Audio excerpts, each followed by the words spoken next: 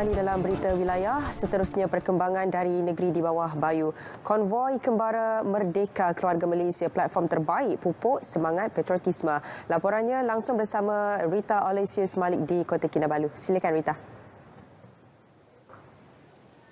Baik dia, Konvoi Kembara Merdeka Keluarga Malaysia 2022 KMKM 2022 merupakan platform terbaik bagi memupuk semangat patriotisme dalam kalangan rakyat pelbagai kaum di negara ini. Menerusi program itu, orang ramai yang melihat usaha berkenaan secara tidak langsung akan turut serta mengibarkan jalur gemilang sebagai tanda cintakan negara.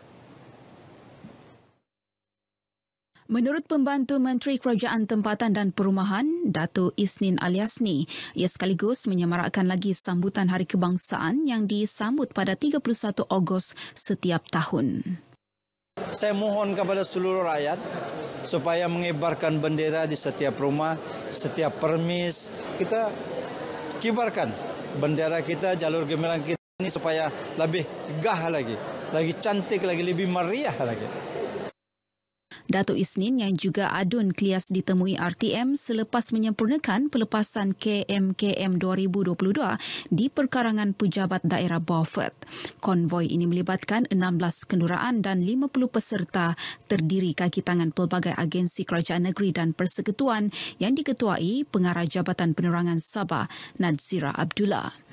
Konvoi bermula semalam melibatkan perjalanan sejauh 2,150 km akan melalui 6 zon bermula dari zon pedalaman bawah menuju ke zon pedalaman atas, zon Tawau, zon Sandakan, zon Pantai Barat Utara dan akan berakhir di zon Pantai Barat Selatan. Ia antara lain bertujuan menyemarakkan lagi sambutan Bulan Kebangsaan dengan mengajak orang ramai mengibarkan jalur gemilang sebagai lambang cintakan negara. Terdahulu, Dato' Isnin menyampaikan jalur gemilang kepada wakil-wakil agensi kerajaan negeri dan persekutuan. Seterusnya menandatangani buku autografi KMKM 2022. Kerjasama antara Gabungan Rakyat Sabah GRS dan Barisan Nasional BN penting bagi mengelak pertembungan calon pada pilihan raya umum akan datang. Sehubungan itu, Adun Kuamut Datuk Masyung Banah berpandangan perbincangan antara GRS dan BN perlu diselesaikan awal sebelum Parlimen dibubarkan. Saya nampak secara peribadi, saya percaya mereka juga sedang berusaha untuk berbincang supaya jangan ada pertembungan antara satu dengan yang lain. Tetapi untuk politik jangka masa panjang, sebaiknya selesaikan dalam pilihan raya parlimen ini. Beliau berkata demikian kepada RTM di Beaufort. Datuk Masyung turut mengakui pimpinan GRSBN dalam mengemudi negeri ini memperlihatkan kestabilan selain kebangkitan ekonomi yang membawa banyak pelaburan ke Sabah. Inisiatif pembedahan klef bibir dan lelangit secara besar-besaran di Hospital Tawau mampu mengurangkan kes klef bibir dan lelangit tertunggak di hospital itu yang tidak dapat dilaksana sejak tahun 2020 ekoran pandemik COVID-19. Pembedahan selama 4 hari bermula semalam itu melibatkan 24 pesakit kanak-kanak sekitar Tawau, Kunak dan Semporna. Menteri Pembangunan Masyarakat dan Kesejahteraan Rakyat Datuk Syahilmi Yahya berkata, program tajaan penuh Badan Bukan Kerajaan NGO Kelab Rotary Tanjung Tawau ini turut membiayai kos pembedahan elektif bagi pesakit bukan warga negara. Saya ingin mengucapkan berbanyak terima kasih, setinggi-tinggi penghargaan daripada Kerajaan Negeri Sabah kepada badan-badan bukan kerajaan yang bekerjasama dengan hospital-hospital dan Kementerian Kesihatan Malaysia bagi membantu mengurangkan kes-kes tertunggak yang telah kita alami disebabkan oleh keadaan pandemik selama 2 tahun ini. Jadi usaha sebegini memangnya usaha yang amat baik, tinggi nilai dan maknanya, dan yang paling penting ia menjurus kepada kesihatan dan juga kesejahteraan rakyat. Beliau ditemui pemberita semasa merasmikan Mass Cleft Surgery Initiative 2022 di Hospital Tawau. Sementara itu, Pengarah Kesihatan Negeri Sabah Datuk Dr. Rosnani Mudin memaklumkan bagi menyelesaikan kes tertunggak di negeri ini, bilik bedah di Hospital Pakar seluruh Sabah dibuka termasuk hujung minggu. Di hospital ni kita ada 70 kes. Di hospital ni 70 kes dan di seluruh Sabah sebenarnya kes-kes tertunggak sudah pun berkurangan kerana kita contohnya pada bulan lepas kita ada juga mengadakan mass surgery seperti ini untuk kes-kes pembedahan yang lain. Kita telah buat seperti maklum, kita telah buat untuk mata dan pembedahan umum dan juga ini adalah untuk cleft palate. Jadi pada keseluruhannya kes tertunggak di Sabah sudah berkurangan.